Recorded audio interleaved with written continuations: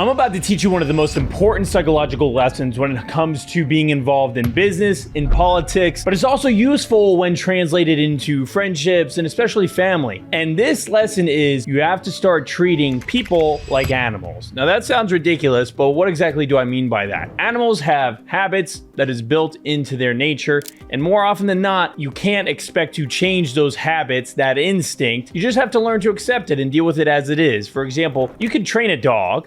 You can train a dog to not go to the bathroom in your house. You can train a dog to fetch, to sit, to do all types of tricks. Of course, some dogs are better at being trained than others, but a dog is still a dog, right? So if a dog goofs up, like you can't expect a dog to just start walking up on two legs, talking to you correctly. A dog, even a good one, isn't always going to understand everything. They're going to get excited. They're going to follow the nature of a dog. People are just the same way, especially individuals. And this is actually something that kind of has helped me deal with the emotions of the business world, of the political world, because once you're able to isolate someone's character and understand them for who they are, your expectations around them, how you treat them and how you react to them becomes different. Now, of course, I can get angry at a vicious pit bull for biting me or biting somebody else, but am I expecting a pit bull to not bite me if it has a reputation for being vicious? I mean, same for a shark, same for a killer whale. Like, think of any violent animal. Animals do what animals do. So why are you treating people differently than that? Especially sometimes your parents. I think one of the biggest things is people kind of look at their parents in this idealistic way, but your parents are still people too, and your parents have habits, and those habits that they've built up for a very long period of time more than likely aren't going to change. So if you want good relationships with your parents, you sometimes have to accept them for who they are, even if that's a bad person, by the way. You know what you're getting into. You know what to expect. So at some point, you can't look and dislike someone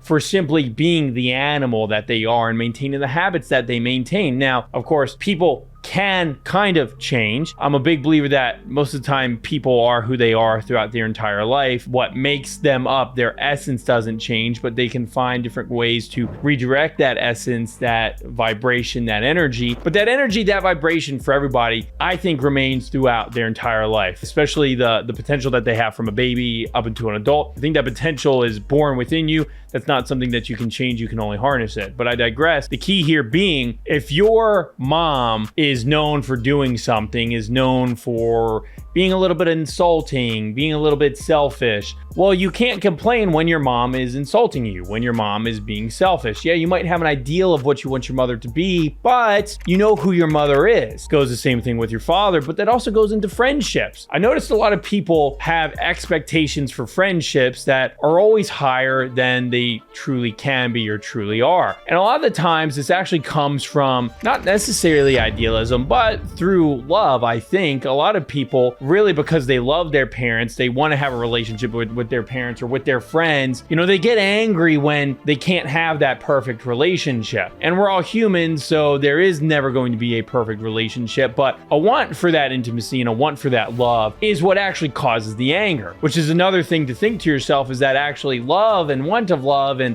want to give love is oftentimes, more than anything else, the reason you're angry. And if you recognize that the reason you're angry is because you want to love somebody or you want them to love them back, then really the anger kind of dissipates, because you're brought back down to reality and you understand that, wait a minute, why am I then turning love into anger? Let me recognize the situation for what it is and how it is. Now, this sounds like relationship advice, and I guess maybe it is, but when you're dealing in politics and we're dealing in business, it's much in the same. When money's involved, the emotions become more intense because there's a lot more at stake. And when power's involved, it gets to another level entirely. That is why it's important to understand how to manage your emotions, and you manage your emotions by reframing, but truly understanding who the people you are working with are. If someone loves staying up at night, why am I going to get mad when they're not waking up super early in the morning, regardless of my expectation? When someone does not like a certain restaurant and I bring them to that restaurant, how am I going to feel when they end up grumpy because that's where we are? Very simplistic things to think about that I can then get more complicated when you're talking about the psychology behind a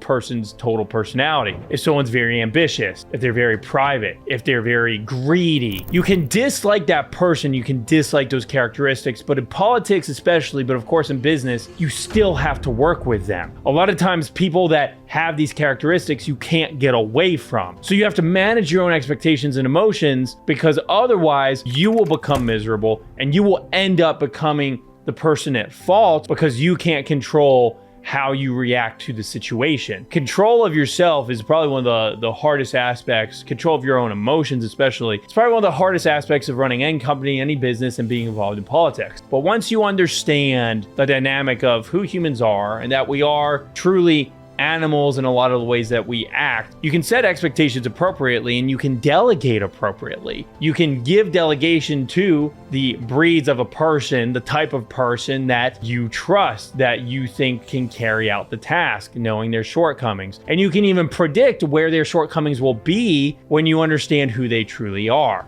Right? And you can kind of manage your own expectations. Now, all this is very esoteric, but for me, it was a game changer to understand. I think the first step for a lot of us is to understand, especially with your parents, that your parents are people too, right? And that's something I always talk about with, especially people my age or younger, that you need to understand that your parents are people, just like your friends are people. Sometimes you can be friends with your parents, other times you can't be friends with your parents, right? Sometimes your parents are people who you would just not get along with if you were friends, but they're still your parents. Same goes along with your siblings, right? You're lucky if your siblings are your friends, but if they're not your friends, that's okay. They're still your family, they're still your siblings. The key is you don't try to change them. You can't change them. You meet them where they're at, you deal with them how they are, and you manage your expectations appropriately. And sometimes that means making tough decisions on how often do you see them? How often do you talk to them? How often or what do you even tell them? But when you step back and you manage those expectations, you end up having a more clear path of thought, a more clarity around the relationships that you want to have, that you want to build. And when you're looking at a business and politics and navigating power, you can more easily tell where things are going with the current relationships that you have, because you can project where their nature leads them. And of course, hopefully you can project